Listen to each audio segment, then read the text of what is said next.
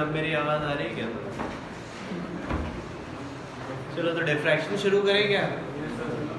ईमानदारी से बोलो तो डिफ्रैक्शन थोड़ा सा अजीब सा टॉपिक है, और इसमें अच्छी बात यह है कि अपने को केवल मेंस के लिए पढ़ना है। सबसे अच्छी बात यह है तो अपने को बहुत लिमिटेड पढ़ना है, बहुत ज़्यादा डिटेलिंग नहीं करनी है अपने को, और जो एनसीईआरटी में पढ़ना है लिखा है वो पूरा का पूरा बताना है मेरे को।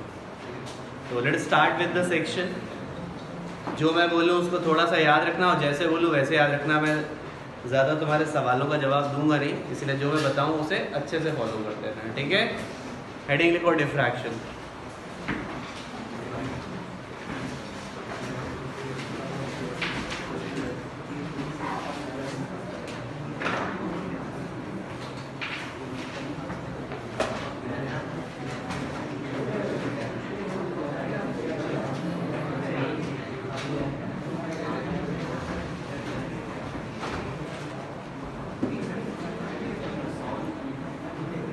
देखना जरा, डिफ्रैक्शन सबसे पहले तो फिनोमिनन समझो कि होता क्या है। तुमने बहुत आसानी से ये चीज़ ऑब्जर्व की होगी या देखी होगी कि कई बार क्या होता है कि जैसे यहाँ पे भी होता है कि वो क्लासरूम बंद होती है, इसके बावजूद कुछ बोला जाता है तो यहाँ तक वो आवाज़ आ जाती है। ऐसा रियलाइज़ किया है कि नहीं किया? कई बार ऐसा होता है कि 2 रूम है, उसमें से एक रूम बंद है, दूसरे रूम में लाइट जल रही है, तो दूसरे रूम की लाइट दरवाजे के नीचे से, डोर के नीचे से थोड़ी बहुत रोशनी आ जाती है। Have you seen that or not? होता क्या है, ये वेव का जनरल बिहेवियर है कि जब भी कोई ऑब्स्ट्रकल आता है, ऑब्स्ट्रकल आया, वेव ऐसे है और ये कोई बीच में ऑब्स्ट्रकल आ गया, तो वेव क्या कर जाता है, अपनी पोजीशन से बेटा बेंड कर जाता है। वो इधर भी बेंडिंग हो सकती है, इधर भी बेंडिंग हो सकती है। तो ऑब्स्ट्रकल की वजह से जो वेव की बेंडिंग होती है, this bending is called diffraction. Bending of light through the obstacle is called diffraction. Is that clear? लिख लो इस बात को, सबसे पहले डेफिनेशन लिखो जरा यही।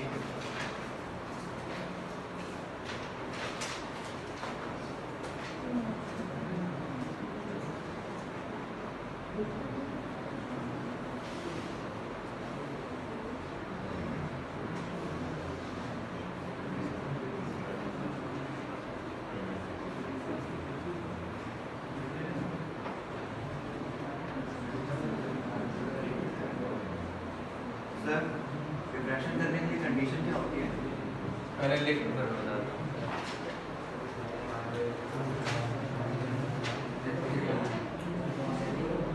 बेटा चुपचाप लिखो।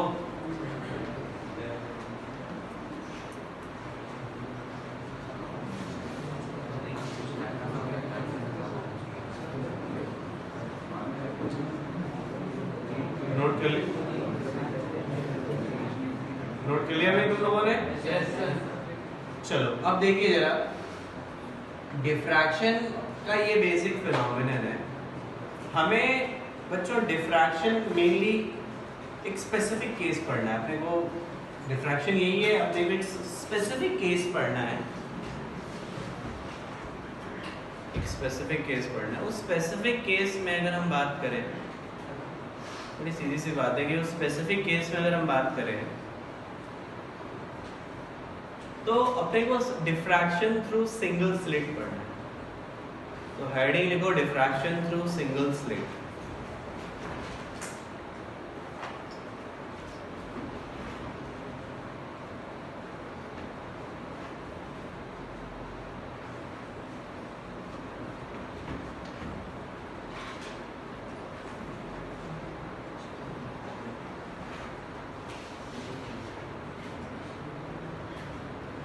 सिंगल स्लिट के थ्रू डिफ्रैक्शन पढ़ना है, जरा ध्यान देना। इधर से पैरेलल, ऐसे पैरेलल लाइट आ रही है। पैरेलल लाइट का मतलब समझते हो कौन सा वेव फ्रंट? कौन सा वेव फ्रंट बताया था? Plane wave front. याद आता है बच्चों? प्लेन वेव फ्रंट, ये होता है तुम्हारा प्लेन वेव फ्रंट। समझ आ गई बात? ये अब प्लेन वेव फ्रंट आ रहा है और ये सिंगल स्लिट है, इससे हमें डिफ्रैक्शन पढ़ना है। देखो डिफ्रैक्शन हमेशा नहीं होता। डिफ्रैक्शन तभी होगा जब ये जो स्लिट का साइज है और जो वेव आ रहा है इसका वेवलेंथ कंपैरेबल। क्या कहना चाहता हूँ समझ आ रहा है? जो स्लिट का साइज है और जो वेवलेंथ है ये क्या होने चाहिए? They should be comparable. क्या होने चाहिए? Comparable. Are you getting this thing? They should be comparable, तभी ये डिफ्रैक्शन होगा। और जब यहाँ से डिफ्रैक्शन होता है ना, तो जरा देखो यहाँ पे पैटर्न कैसा बनता है। यहाँ देखना जरा, यहाँ जो पैटर्न बनता है ऐसा बनता है।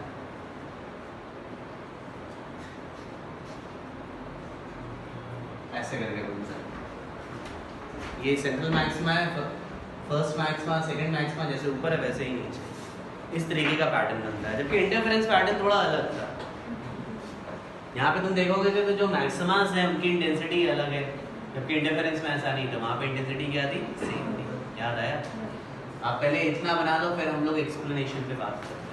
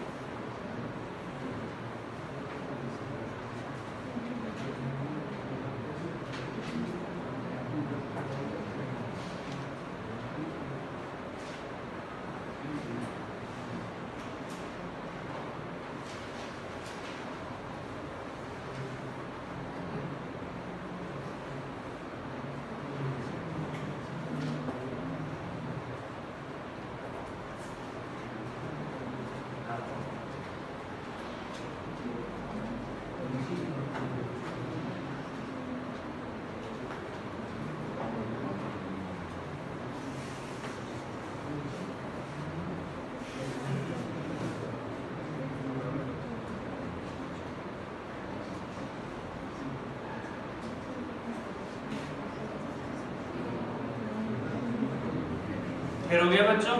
अब जरा इसमें एक्सप्लेनेशन सुनते हैं। पहले मैं इसमें मिनिमा का एक्सप्लेनेशन दूंगा, फिर मैक्सिमा का देता हूँ। Start with the explanation of the first minima.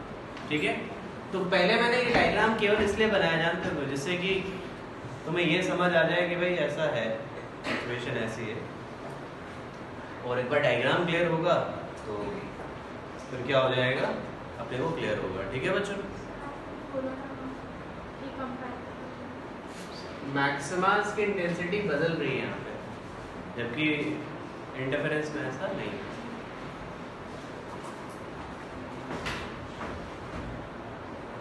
देखो शुरुआत करते हैं। सबसे पहले मैं मिनिमा का एक्सप्लेनेशन देता हूँ। मिनिमा का एक्सप्लेनेशन, प्लेन वेव फ्रंट यहाँ से आएगा, प्लेन वेव फ्रंट आएगा यहाँ पे भी प्लेन वेव फ्रंट आएगा। तो मैंने हाइगेंस प्रिंसिपल में एक बात बताई थी कि प्लेन वेव फ्रंट आता है तो उसका जो हर एक पॉइंट है एक सोर्स की तरह काम करता है। प्लेन वेव फ्रंट आएगा, यहाँ पे ये सोर्स की तरह काम करेगा, हर एक पॉइंट करेगा। आया ना? मान लो फर्स्ट मिनिमा यहाँ बन रहा है, यहाँ से कितना, कुछ थीटा एंगल पे, सेंटर से थीटा एंगल पे। थीटा जनरली छोटा होता है ये, ठीक है? और ध्यान देना क्या मैं कर रहा हूँ। मैंने क्या किया, एक सोर्स ये लिया और एक जस्ट मिडिल, ये मिडिल वाली लाइन है, उसके जस्ट नीचे वाला सोर्स लिया। मैंने दो सोर्स लिए। बेटा देखो मैं जो बोल रहा हूँ उसे बहुत ध्यान से सुनना और बिल्कुल उसी तरीके से याद रखने की कोशिश करो। एक्सप्लेनेशन इसका थोड़ा सा अलग है और याद रखना ही जरूरी है, ठीक है? ज़्यादा अकल नहीं लगाने की जरूरत, प्राइमरी चीज़ है इन्फॉर्मेशन याद होनी है, ठीक है? तो यहाँ पे हमने कहा कि भाई ठीक है इनफाइनाइट सोर्सेज है, मैंने कहा ठीक है 2n सोर्सेज ले लिए, n ऊपर n नीचे ले सकता हूँ मैं। पहला सोर्स लिया और यहाँ पे हमने क्या किया, यहाँ पे हमने कहा कि ये दोनों इंटरफेयर कर रहे हैं। पहले सोर्स से वेव निकली, सबसे वेव निकलती है ना, इससे वेव निकली और यहाँ इंटरफेयर कर गया। और मैंने बोला कि इनके बीच का पार्ट डिफरेंस λ/2 है और एक दूसरे को कैंसिल करेंगे और मिनिमा प्रोड्यूस करेंगे। एक दूसरे के जो भी पार्ट डिफरेंस आएगा वो λ/2 प्रोड्यूस करेंगे और कैंसिल करके वो मिनिमा प्रोड्यूस करेगा। Are you getting this thing? हाँ या ना? यस। और जो चीज इन दोनों ने की है, फिर ये भी वेव ऐसे जाएगी और ये नीचे वाली वेव भी ऐसे जाएगी, ये भी λ/2 सिमेट्री से, क्योंकि अगर ये दोनों λ/2 प्रोड्यूस कर रहे हैं तो नीचे वाले हर एक सोर्स, यहाँ से एक सोर्स लोगे, नीचे से दूसरा सोर्स लोगे उसका करस्पॉन्डिंग, तो वो हमेशा पार्ट डिफरेंस कितना प्रोड्यूस करेगा, λ/2, और मिनिमा जनरेट हो जाएगा। क्या कहते हो बच्चों? Are you sure? पक्का? और ये वेव जैसे कैंसिल हुई, ये भी आपस में क्या होगी, कैंसिल। फिर मैं तीसरी और तीसरी लूँगा, फिर चौथा और चौथा लूँगा, सब लैम्डा बाई 2 प्रोड्यूस करेंगे। एक दूसरे को कैंसिल करके यहाँ पे पार्ट डिफरेंस लैम्डा बाई 2 लाएंगे और कैंसिल करेंगे, मिनिमा प्रोड्यूस करेंगे। क्या मिनिमा आ जाएगा यहाँ से? अब जरा पार्ट डिफरेंस देखो बच्चे, ये बताओ हमें ये और ये चाहिए, इनके लिए पूरा सेपरेशन अगर डी था तो ये सेपरेशन कितना होगा? डी बाई 2, और ये पार्ट डिफरेंस ये थीटा है तो ये थीटा होगा, याद आता by D S C? Path difference कितना होगा? D by 2 sine theta is equal to lambda by 2, D sine theta is equal to lambda. ये फर्स्ट मिनिमा की कंडीशन है। अगर मैं मिनिमा की कंडीशन जनरलाइज करूं, मिनिमा की कंडीशन जनरलाइज करूं तो ये कितना आ जाएगा? Sine theta is equal to D sine theta is equal to N lambda, sine theta is equal to N lambda by T. अब होता क्या है जनरली, थीटा छोटा होता है तो थीटा की वैल्यू क्या लिख सकते हैं? N lambda by. ऊपर जो मिनिमा बनेगा उसके लिए n पॉजिटिव ले लेना, नीचे जो बनेगा उसके लिए n क्या ले लेना? नेगेटिव। क्या ये बात समझ आती है? नोट कर लो। पढ़ा था तुम लोगों ने स्कूल में डिफ्रैक्शन? किसने किसने पढ़ा था? बाकी ने नहीं पढ़ा है क्या? क्या पढ़ा था? यही कुछ पढ़ा था? So d/2 लैम्डा बाय 2 की बात भी मैंने बोला ना इन्फॉर्मेशन याद रखनी है। आपने बोला था कैंसर वगैरह करेगी बहुत ही बात। तो मिनिमा के लिए पार्ट डिफरेंस लैम्डा बाई 2 हो तो मिनिमा आता है एग्जैक्टली वो 1 on 1 लैम्डा बाई 2 प्रोड्यूस करता जाएगा, एक दूसरे के साथ मिनिमा बना देगा। मतलब कोई भी एक पॉइंट ले लिया वो दूसरे पॉइंट्स वेरी करते रहेंगे तो उसके साथ में लैम्डा बाय 2 बनाता रहेगा।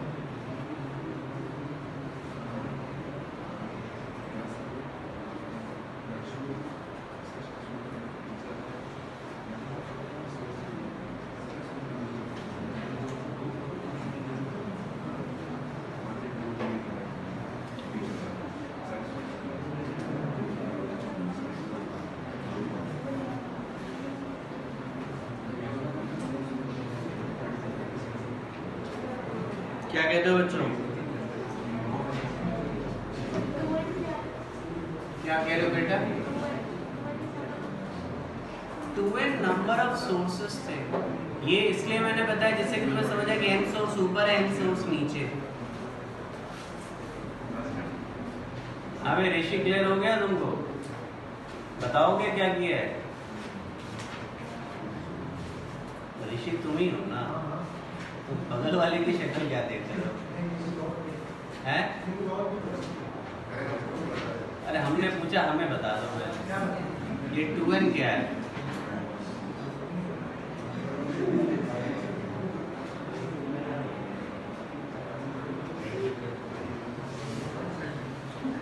अरे बताओ।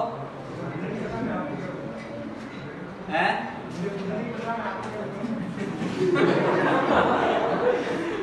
बात सही है। तो क्यों नहीं पता? अभी तो मैंने बताया थोड़ी देर पहले। क्या कर रहे थे उस समय? हैं?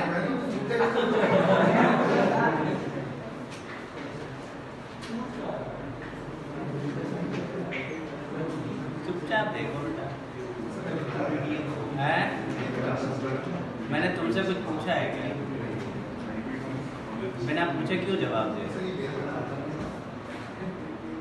जिससे बात कर वही जवाब दे। चुपचाप करोगे नहीं तो मैं एक आध को यहाँ पोस्टर बॉय बनाने वाला हूँ। काफ़ी दिन हो गए यहाँ पे। ये ब्लैक कलर का ये कंट्रास्ट इसीलिए लगवाते हैं हम लोग। यही मैं खड़ा करूँगा बिल्कुल सामने और सबको हंसने के लिए क्लास में 4 बार बोलूँगा। मुझे कोई बात करता ना दिखे। शायद तुम पिछली क्लास में नहीं आते। हाँ क्या मतलब सैटरडे को स्पेसिफिक डे होता है क्या तुम्हें? हाँ बड़े डे वाइज बीमार होते हैं। पक्का मतलब सब ठीक था सैटरडे को? सब कुछ सही था मतलब?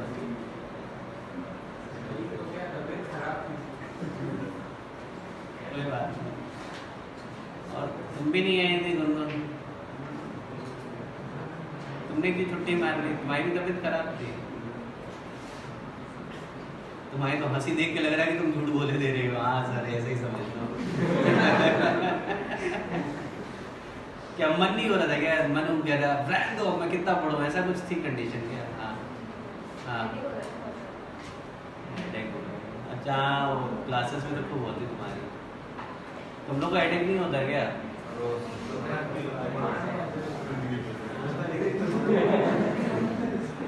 होता है पर बहाने हैं।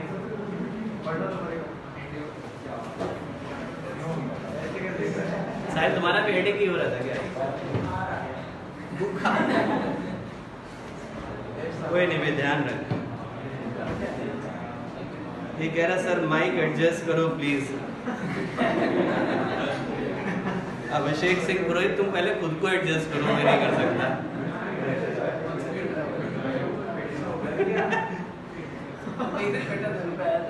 फर्स्ट क्लास का मेरी पेट खराब हो गया। अच्छा तो नहीं बाथरूम में लैपटॉप लेके बैठा वॉशरूम में लैपटॉप लेके बैठ रहा हूँ।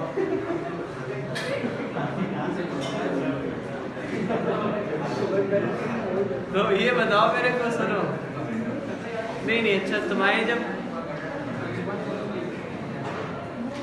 क्या मैं बोल रहा था जो 12th में लास्ट ईयर थे तो सुबह होती थी क्या मॉर्निंग में क्लास तुम लोग की? कौन था 12th में लास्ट ईयर पाठशाला में? तुम लोग की मॉर्निंग में क्लास होती थी क्या लास्ट ईयर 12th में जब थे तुम लोग?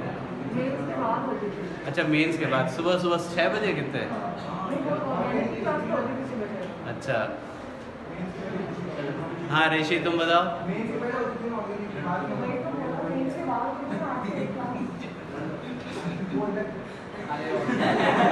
कोई भी क्लास होती थी तो वहां पे भी ऐसे ही करते होंगे आधे तो नींद में झूला पता नहीं सर बता रहे थे कि लॉगिन करके सो जाते हैं 2-4 तो डोंट डू दैट भाई। अब थोड़ा आंखें खोल के रखो, थोड़ा लिमिटेड से। मतलब फिजिक्स में काफ़ी हो गया है। द बेस्ट पार्ट इज बहुत छोटे छोटे टॉपिक्स है बट फिर भी हो गया है। बट बात ये है ना कि केवल एक सब्जेक्ट पढ़ के वैसे भी फिजिक्स आती नहीं, हो जाने से क्या होता है। और दूसरा ये है कि एक सब्जेक्ट से हो जाए तो सब कुछ अच्छा ही है ना। पढ़ने तो तुम्हें तीनों ही पड़ेंगे, एक भी कमज़ोर रहा तो फिर तो नुकसान होना ही होना है। तो you should be very balanced in your approach. Okay चलो कोई बात नहीं। तो भाई छुट्टी वुट्टी अभी कम मारो। तुम लोग तो छुट्टी पिछली क्लास में काफ़ी लोग थे, मुझे नाम नहीं याद है, बहुत लोग छुट्टियाँ मार के बैठे तो क्लास में काफ़ी कम जनसंख्या थी। तो किसी का सर दर्द था, किसी का बुखार था, किसी को पेट दर्द भी होगा, किसी को वॉमिटिंग भी आ रही होगी कोई सो के उठ नहीं पाया होगा। तो भाई ठीक है ये सब चलता रहेगा but you should be regular. ठीक है साहिल बाबू। तो जब भी तुम जैसे छुट्टी पड़ती है तो कोई बीमारी होती है क्या उसमें? किसी न किसी प्रॉब्लम की वजह से छुट्टी मारते हो गए? सारी बताने लायक की प्रॉब्लम है ना। अरे हाँ सुने वाली क्या बात। चलो अब छोड़ दो बेटा, कोई नहीं। तुमने भी छुट्टी मारी थी? अच्छा हमें लगा बताने लायक प्रॉब्लम है। बताओ जरा। यहाँ पर नहीं है ऐसा। ऐसा भेदभाव नहीं है यहाँ पे। And है तो पहली क्वेश्चन है ना, तो लैम्डा बाय 2 होगा, फिर 3 लैम्डा बाय 2। मैंने क्या गलती की है? हाँ हाँ, वो क्या कह रहे तुम? सर पहली क्वेश्चन होगा वो लैम्डा बाय 2, नेक्स्ट के लिए 3 लैम्डा बाय 2। अरे नहीं दादा, तुम काहे अपना दिमाग लगा रहे हो? हमने जो बोला सही बोला, गलत नहीं बोला, तुमसे याद रखो, ठीक है? तुम अपना वो इंटरफेरेंस वाला ज्ञान अभी भूल जाओ, अभी इस पे ध्यान दो। तुम उस ज्ञान को यूज़ करोगे तो परेशान और होगे, जैसे अभी हुए हो। तो इसका एक्सप्लेनेशन उससे काफ़ी अलग है, ठीक है? तो उसको उस तरीके से मिसमैच मत करो, जो वहाँ पे जनरल रिलेशन लिखा था यहाँ पे जनरल रिलेशन लिख रहा है, बिल्कुल मत करो। वो बिल्कुल सही है, ठीक है? चलो अब हम लोग बात करते हैं यहाँ पे। ये बताओ मुझे, ये पहला मिनिमा का एक्सप्लेनेशन समझ आ गया? वैसे मैंने जनरलाइज तो पहले मिनिमा से ही कर दिया है, लेकिन इसमें मुझे सेकंड मिनिमा भी एक्सप्लेन करना, वो भी अच्छा पार्ट है, अपने को समझने की ज़रूरत है। मैंने बोला ना, इसका एक्सप्लेनेशन थोड़ा है गंदा सा है, स्कूल में भी पढ़ा होगा या एनसीईआरटी पढ़ा होगा, अगर पढ़ा होगा तो जो मैं बात बोल रहा हूँ उसकी वैल्यू समझ गया होगा। वैसे लास्ट टाइम मैंने जिनको पढ़ाया होगा वहाँ पे भी ये बात पहले ही बोल दी होगी। पढ़ा था कि नहीं पढ़ा था, ये भी तो है। मैंने तो पढ़ाया था, तुम लोग ऑनलाइन थे कि मतलब सो गए थे, ये भी तो एक बात होगी। तो उसमें भी क्या है कि उसके एक्सप्लेनेशन थोड़ा सा अच्छा नहीं है। जितना बढ़िया आप देखो इंटरफेरेंस हमने पढ़ा, उसमें बिल्कुल क्लैरिटी होती है थॉट्स की कि बिल्कुल ऐसा ऐसा होने वाला है। इसमें एक समस्या क्या है कि हमारे पास जो भी एक्सप्लेनेशन है अलग अलग हिस्से से बदल रहा होगा। जैसे मैं थर्ड मिनिमा का एक्सप्लेनेशन देता हूँ, सॉरी थर्ड कह रहा हूँ, सेकेंड मिनिमा का, यू विल रियलाइज।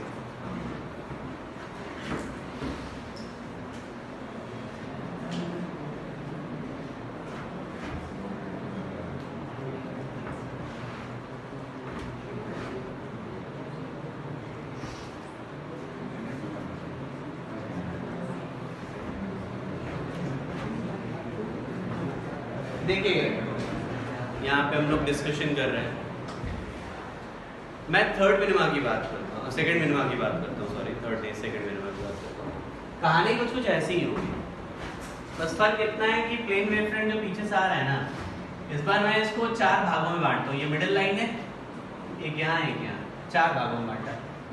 4 भागों में बांटने का फायदा क्या है? ये मान लो सेकंड मिनिमा की पोजीशन है, तो मैंने कहा कि यहाँ का एक सोर्स लिया, यहाँ का एक सोर्स, वैसे सब में बराबर सोर्सेज हैं, इसमें इन सोर्सेज को 4 बराबर भागों में हमने बांट दिया, सब में बराबर सोर्सेज हैं, ठीक है? सब में क्या है? बराबर सोर्सेज। अब इसमें क्या किया हमने, इसमें से सोर्स जो वेव प्रोड्यूस करेंगे, इसमें से जो सोर्स है वो वेव प्रोड्यूस करेंगे। एंगल हमेशा हम थीटा ही ले रहे होंगे, थीटा छोटा होता है वैसे। तुम देखो, मैं कह रहा हूँ अगर इन दोनों के बीच का पार्ट डिफरेंस λ/2 हुआ तो आपस में कैंसिल आउट हो जाएंगे, और अगर इन दोनों के बीच में पार्ट डिफरेंस λ/2 हुआ तो इन दोनों के बीच में भी सिमेट्री से कह दूंगा, इन दोनों के बीच में भी मैं सिमेट्री से कह दूंगा, तो सारे λ/2 प्रोड्यूस करके एक दूसरे को कैंसिल आउट करेंगे। और जो बात मैंने इन दोनों के लिए कही है वही बात इन दोनों पेयर के लिए मैं कहूंगा कि भाई यहाँ से जो लाइट वेव जाएगी और यहाँ से जो लाइट वेव जाएगी आपस में पार्ट डिफरेंस λ/2 जनरेट करके मिनिमा प्रोड्यूस करेगा। और मिनिमा अगर प्रोड्यूस कर रहा है तो ये बताओ, इसका ये मिनिमा तभी प्रोड्यूस करेगा जब, बेटा ये देखो जरा, ये हमें इन दोनों के बीच का पार्ट डिफरेंस चाहिए। अब ये देखो, ये 4 भागों में बांटा है तो इतनी लेंथ कितनी होगी? d/4 sin theta is equal to λ/2, तो sin थीटा की वैल्यू कितनी हो जाएगी बताओ मेरे को? 2 λ/d। जरा जनरल फॉर्मूले में रख के देखो, क्या सेकंड मिनिमा की यही फॉर्मूला आता है? क्या आता है? क्या ये एक्सप्लेनेशन समझ आया? ठीक है, यस सर ही बोलना है तुम्हें, नो सर नहीं सुनना मेरे को, क्योंकि तुम्हें एक तरीके से मैं याद करवाने की कोशिश कर रहा हूँ, समझाने से ज़्यादा इन्फॉर्मेशन मैं दे रहा हूँ और ये कहना चाहता हूँ कि इसे याद रखो। अरे श्योर बच्चे, नोट करो इसे भी।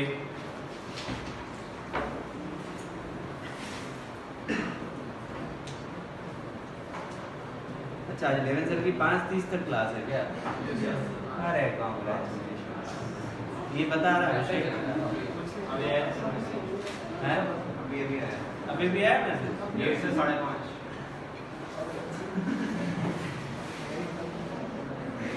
क्या ऐसा लग रहा है कि तुम्हारा शोषण किया जा रहा है? तेरे घर वाले बड़े खुश होते होंगे, आप जा पढ़ो और जा।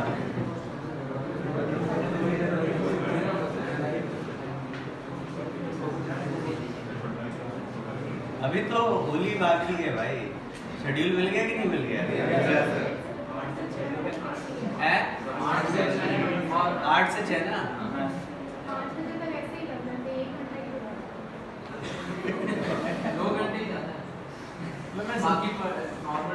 नहीं अच्छा नहीं, बाकी दिनों में तो तुम बाकी कुछ भी पढ़ रहे होते, हम तो होली मना रहे होंगे, तुम लोग को पढ़ना है। तो 8 से 6 सीधे उससे एकदम पहले 11:30 से 8:30 से 11 बजे तक नॉर्मल है। तुम्हें तो आदत होगी सौरभ, तुम्हारे लिए प्रिपेयर हो गए। तुम तो बस ये सोच रहे हो कि कब से शुरू होगा, बस वो दिन नहीं समझ याद करना है तुम्हें। जो नए वाले बेचारे वो सोच रहे हो कि हाँ क्यों ना बोलो, बिल्कुल है। तुम कैसे जाते हो, कहाँ पे बस हैं? 10th में कौन पढ़ाता है इतना भाई? 10th में तुम इतना पढ़ के आए हो? 10th में इतने घंटे पढ़ते थे? 10th में और 10th में कोई इतना पढ़ता था क्या?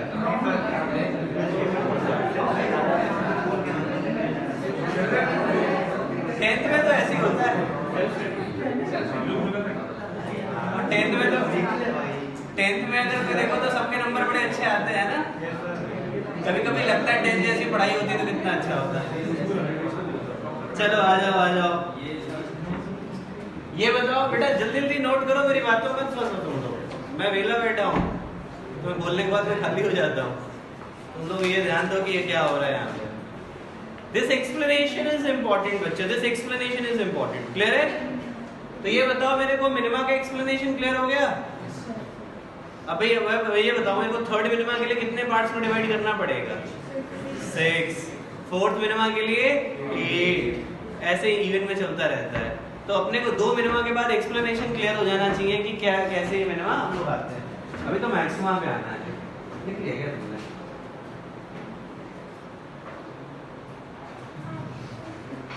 अच्छा, तुम कुछ और पढ़ रही हो? क्या लिखा? कहाँ डिफ्रैक्शन लिखा है तुमने? क्या यहाँ ऑब्जर्वेशन करने आई हो? सर वो सही पढ़ा रही है? तो पैनल इंस्पेक्शन वाले आते हैं, पीछे बैठ जाते हैं, उस पोजीशन पे हो क्या? अच्छा, लैम्डा बे वेक्टर है। गणित में रामानुजन बनोगी, अगर नहीं शकुंतला देवी बनोगी हैं? देखो रही तो अब तुम्हें फिर अभी पिटाई करवाएंगे। फिजिक्स आती क्या तुम्हें? आती भी नहीं हो, पढ़ भी नहीं रही हो। पढ़ो बेटा, अभी थोड़ी आवाज़ तेज थी। अरे निश्चित मत तुम बात चुपचाप पढ़ो।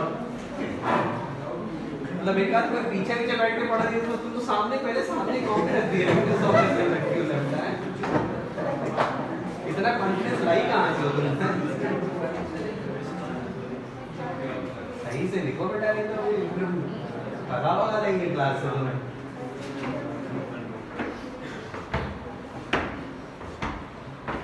वही अपनी सोच रहे हैं कि कितना कॉन्फिडेंस लेके कैसे आए, मतलब सामने सीधे मैथ्स खोल के बैठी हुई हो तुम। वेक्टर मैथ है कि फिजिक्स है? वो मैथ्स ही होगी, तुम मैथ शकल से होशियार दिखती हो मैथ्स में। तुम कितने थे तुम्हारे उसमें? वो टेस्ट हुआ था ना, वो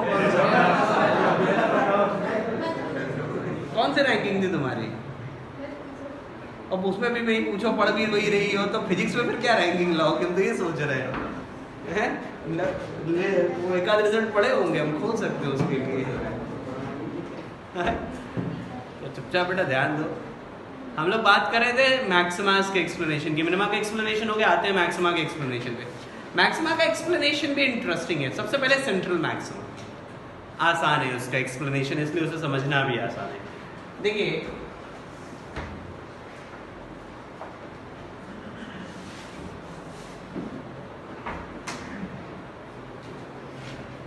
अगर हम बात करें सेंट्रल मैक्सिमा की,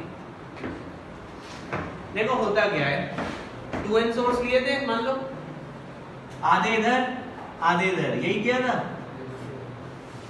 अब देखो जरा मैं क्या कर रहा हूं, सिमेट्रिकल सिचुएशन, ये वेव लिया और ये वेव लिया, मैं कह रहा हूँ कि सिमेट्री से मैं कह सकता हूँ पार्ट डिफरेंस 0 होगा। पार्ट डिफरेंस 0 मतलब मैक्सिमम इंटेंसिटी। अब एक इधर एक इधर, क्या सिमेट्री से फिर से कह सकता हूँ इन दोनों के बीच का पार्ट डिफरेंस 0 होगा, मैक्सिमम इंटेंसिटी। क्या इसी तरह मैं सबके लिए कह दूँ कि सब मैक्सिमम इंटेंसिटी प्रोड्यूस करेंगे यहाँ पे, और तुम बोलो जितने सोर्सेज है सबकी मैक्सिमम इंटेंसिटी यहाँ पे आ रही है, तो यहाँ पे क्या होगा, ब्राइटेस्ट स्पॉट बनेगा and it should be central maxima. Central maxima brightest spot बनाता है। क्या ये एक्सप्लेनेशन क्लियर होता है आप सभी लोगों को? नोट कर लो, क्योंकि फर्स्ट मैक्सिमा का एक्सप्लेनेशन फिर से थोड़ा अलग होगा, हर एक के लिए कहानी थोड़ी सी अलग होती है, तो ध्यान देने पड़ती है।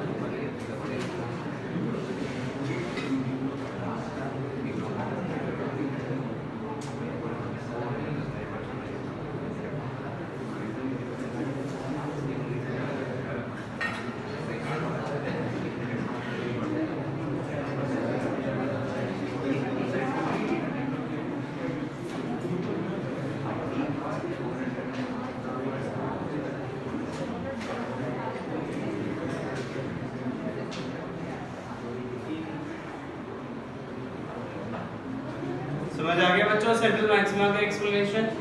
अब आते हैं फर्स्ट मैक्सिमा का एक्सप्लेनेशन, इसको ध्यान दीजिएगा। फर्स्ट मैक्सिमा के एक्सप्लेनेशन को भी ध्यान दीजिएगा, ये भी इंटरेस्टिंग है।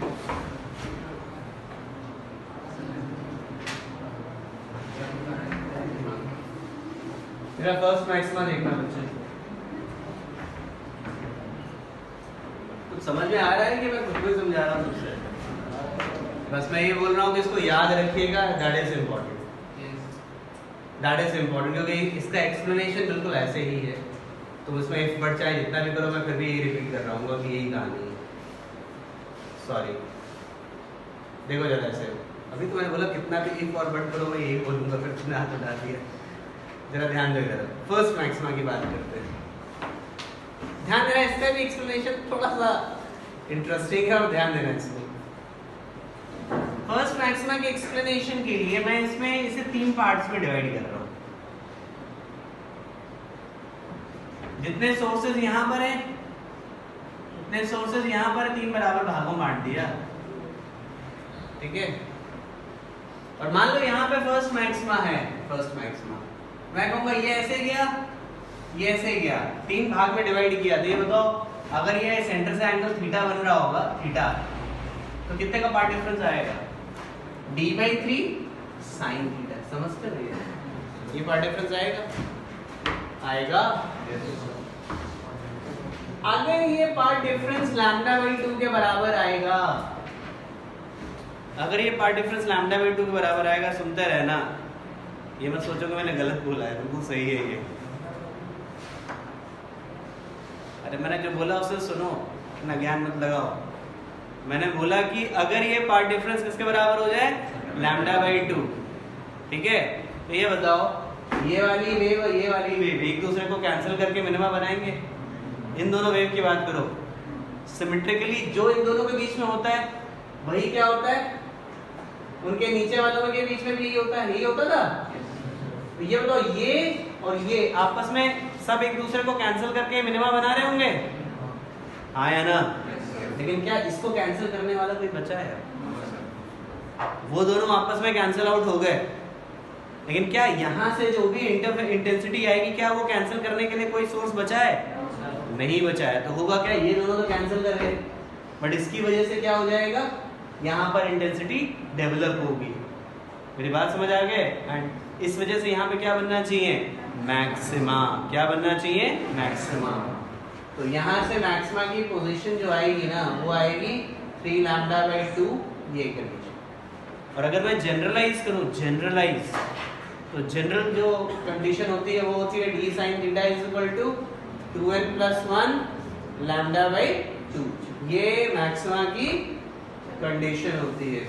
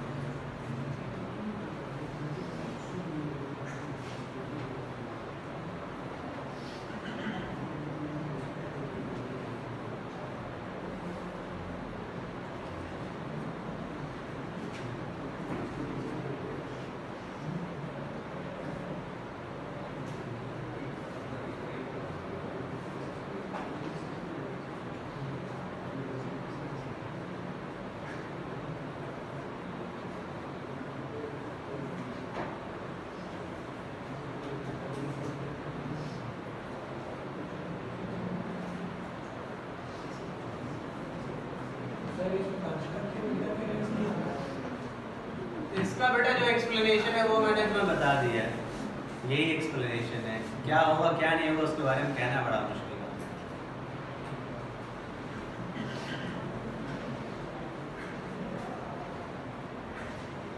इसमें एक बड़ी इंटरेस्टिंग चीज है, पहले से नोट कर लो, फिर मैं कुछ बताना चाहता हूँ इसमें।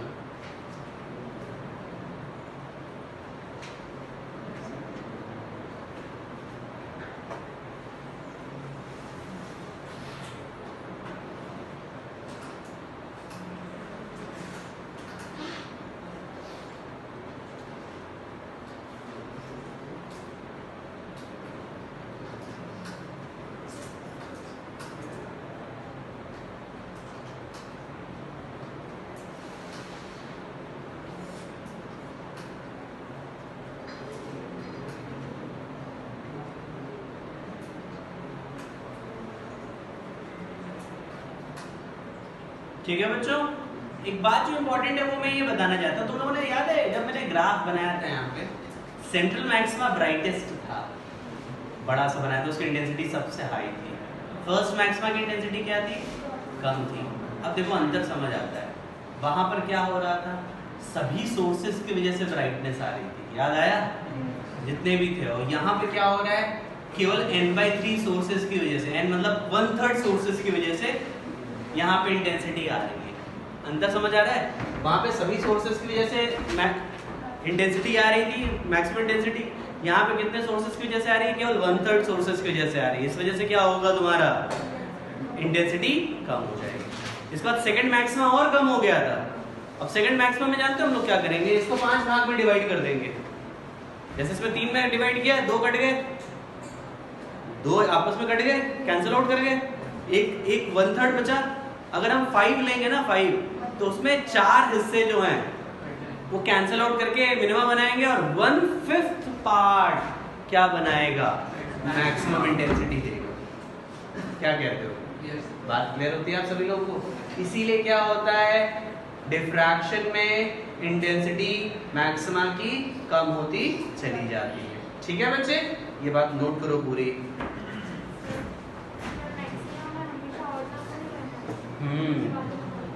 बिल्कुल। वैसे तुम क्या पूछ रहे थे?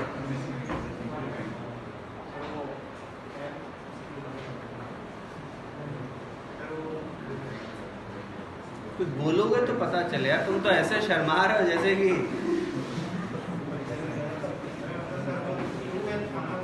हाँ। एक्चुअली में इनफाइनाइट होता है बेटा। तुम ये बताओ, एक प्लेन वेव फ्रंट एक लाइन सेगमेंट की तरह काम करेगा? एक लाइन सेगमेंट में इनफाइनाइट पॉइंट्स हो सकते हैं, इनफाइनाइट सोर्स है, उसे तुम कितने एन में डिवाइड करो तुम्हारी मर्जी, एन बड़ा है बस ये कहते रहेंगे हम। तो आधी लाइन में है तो आधा ही आएगा ना, आधा आधा। एक इतनी बड़ी लाइन है, आधे में कितने सोर्स होंगे? आधे ही होंगे, जितने भी हो आधे तो होंगे, ये तो श्योर है।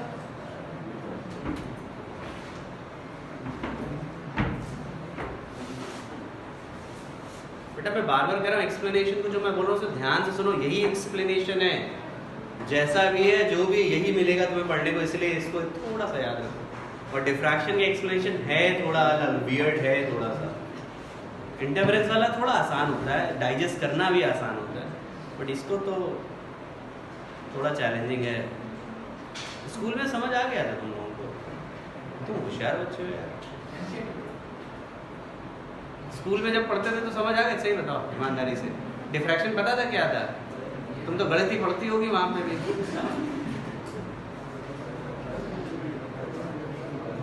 मतलब हम तुम्हारे मतलब हिम्मत की वो रिस्पेक्ट करते हैं कि भाई क्या हिम्मत दिखाई तुमने, सबसे आगे बैठ के बिल्कुल। तुम्हारी तो यार वो देख के क्या कहते हैं, हिम्मत देख के कहानी याद आ गई, सुन लो जरा। पता ही होगी वैसे, कहानी बड़ी चैलेंजिंग है।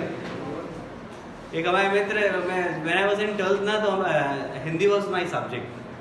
वो ऑप्शनल होता था ना, तो हमारे कंप्यूटर का ऑप्शन नहीं था, तो हिंदी पता नहीं उस समय कंप्यूटर कितना पॉपुलर था मेरे को नहीं पता, but Hindi was as a subject. और he was a damn good student. जो मेरा फ्रेंड था अभिषेक नाम था, एवी अभिषेक। एवी पीछा नहीं छोड़ रहे, ए अभी तो सबसे पहले बैठते हैं बेचारे अभिषेक नाम के बंदे। और वो अल्फाबेटिकल होता है, रोल नंबर दे देते हैं, और बोर्ड में तो और भी, तो ए और बी से बेचारा सबसे आगे बैठा हुआ। और is a very good student, मतलब वो मैथ्स में आउटस्टैंडिंग स्टूडेंट था, सब कुछ बढ़िया, ओवरऑल काफ़ी तेज बच्चा था। और उसकी हालत बहुत ख़राब थी, इंग्लिश हिंदी में बहुत दयनीय स्थिति में जी रहा था वो। इंग्लिश तो तब भी ठीक थी, हिंदी मतलब ऐसा नहीं कि पढ़ता नहीं था, बट वही है ना कि चैलेंजिंग होता है। उसमें क्या आता था कि वो राइटर की पूरी वो लिखनी होती है बायोग्राफी, मतलब 2 पन्ने का तो लिखना ही पड़ता है कि वो कब जन्म हुआ, कब मरा, उन्होंने क्या क्या बुक्स लिखी, क्या क्या किया, पूरा खानदान का बायोडाटा उन्हें देना होता था पूरा। तो बायोग्राफी यार 2 पन्ने में लिखनी है, याद भी तो होनी चाहिए।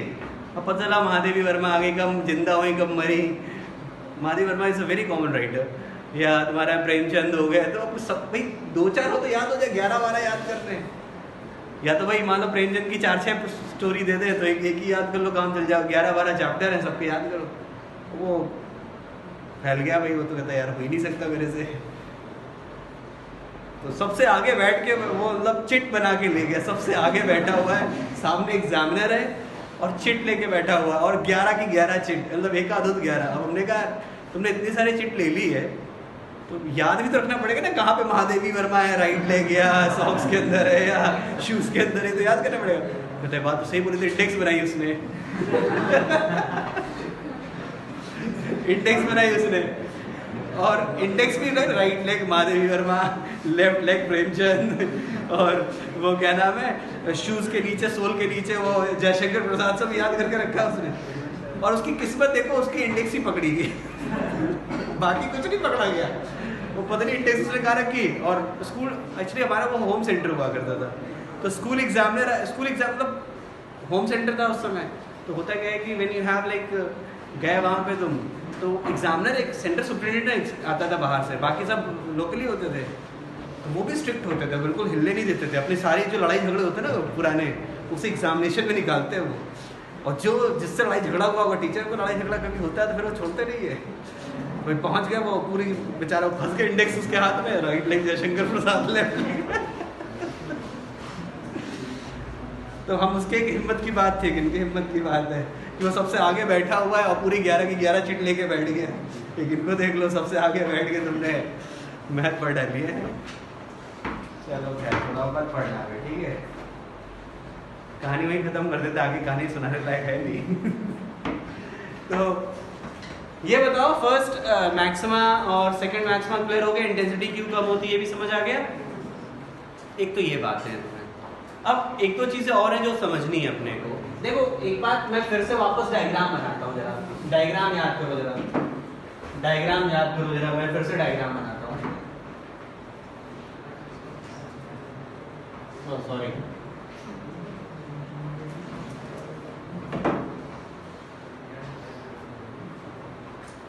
ये यहां से थीटा नापते हैं। तुम जरा थोड़ा सा याद करना बच्चे, अभी मैंने थोड़ी देर पहले जनरली थीटा छोटे होते हैं, ध्यान रखना। तो ये मैंने लिखा था d sin theta is equal to n lambda, sin theta is equal to n lambda by d, theta is equal to n lambda by d, क्योंकि थीटा छोटा होता है तो ये हो गया। जरा फर्स्ट मिनिमा देखो, ये कितने एंगल पे आएगा, लैम्डा बाई d पे आएगा। ये कितने पे आएगा, नीचे वाले को नेगेटिव ले रहा हूं मैं, ये कितने पे आएगा, दिखता है ये। जरा इसकी एंगुलर विड्थ देखो, ये कितनी होगी 2 लैम्डा बाई d, और इसकी एंगुलर विड्थ देखो कितनी होगी, दिखता है। यहां से मैं बस ये दिखाना चाहता हूं कि सेंट्रल मैक्सिमा डबल विड्थ का होता है, दोगुने साइज का होता है एज कंपेयर टू दी बाकी जो रेगुलर मैक्सिमास होते हैं।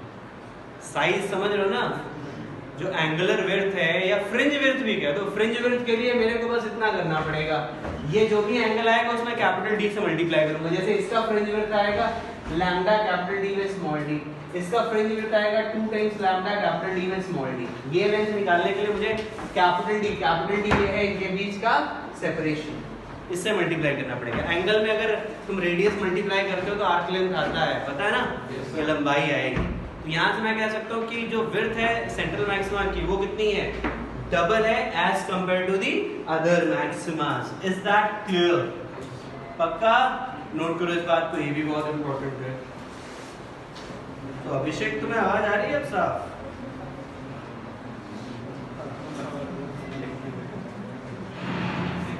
तुम्हारी भी तो इंडेक्स नहीं पकड़ी गई कभी भी, नकल होता है तो पेपर ही नहीं, इंडेक्स क्या बनाएगा।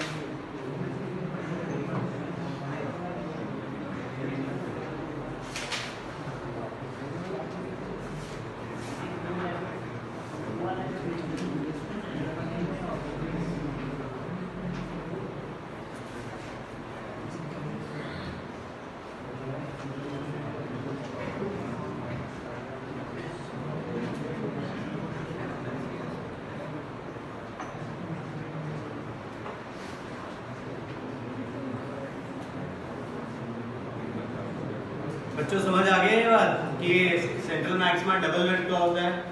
अब थोड़ा सा सुनिएगा आप लोग, ध्यान देना। ये बेसिक एक्सप्लेनेशन है डिफ्रैक्शन का। अब इसमें कुछ पॉइंट और है। देखो सबसे बड़ा पॉइंट होता है कि भाई डिफ्रैक्शन इंटरफेरेंस में है क्या। तो अगर मैं तुम्हें सही बोलूं तो इस तरीके से ऑब्जर्वेशन से कहना बहुत मुश्किल होता है कि that what is the difference between the interference and diffraction. बहुत मुश्किल होता है पैटर्न में। बस कुछ पॉइंट्स है जहां पर तुम ये डिवीजन कर सकते हो। सबसे पहला पॉइंट तो यही है, मैं डिफरेंस की बात कर रहा हूं, डिफ्रैक्शन और इंटरफेरेंस। पहला ये है कि जब हम लोगों ने इंटरफेरेंस का जब एक्सप्लेनेशन दिया था S1 S2 दो सोर्स लिए थे, और जब डिफ्रैक्शन का हम लोग जब एक्सप्लेनेशन दे रहे हैं तो हम इनफाइनाइट सोर्स ले रहे हैं। याद आया?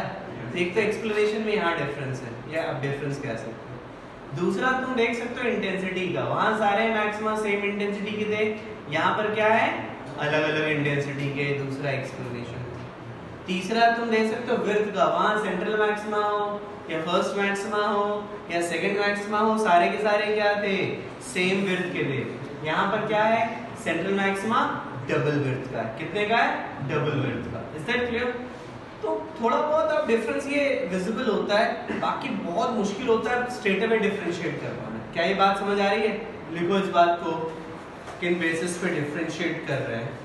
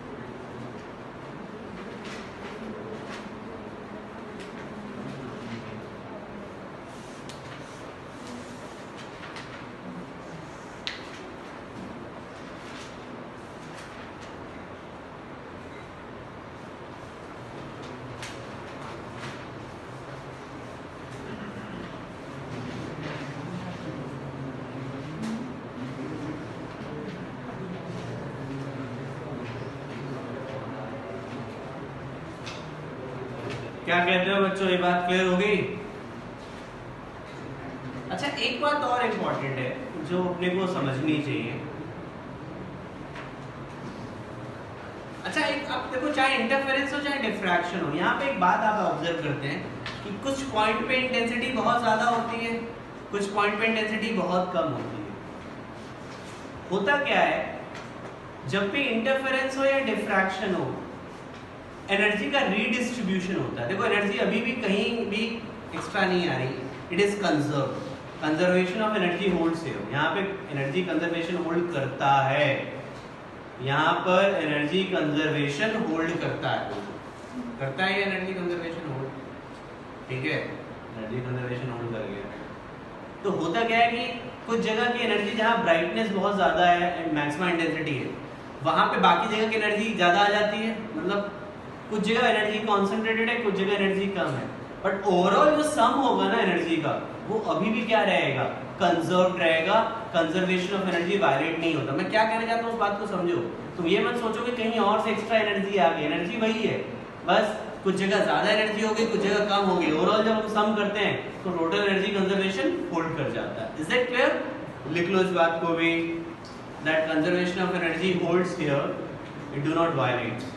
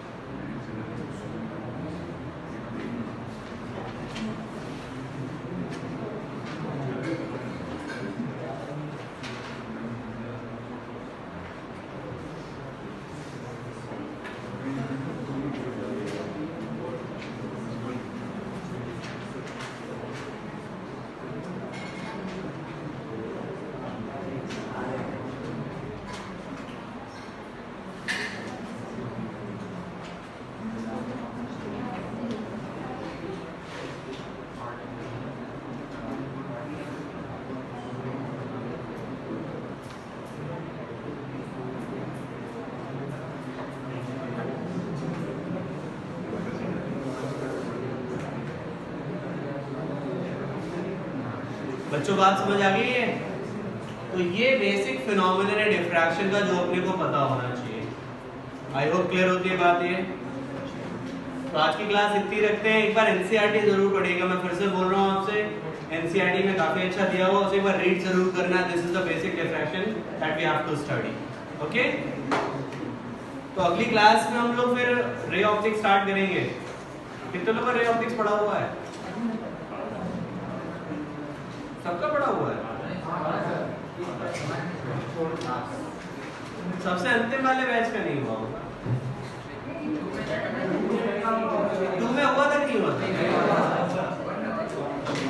कोई नहीं, मैं पूरे ही पढ़ाऊंगा, चिंता ना करो। नेक्स्ट टाइम से विल स्टार्ट विद क्या नाम है, रे ऑप्टिक्स। एचसीवी लेके आना, एचसीवी लेके आना भाई।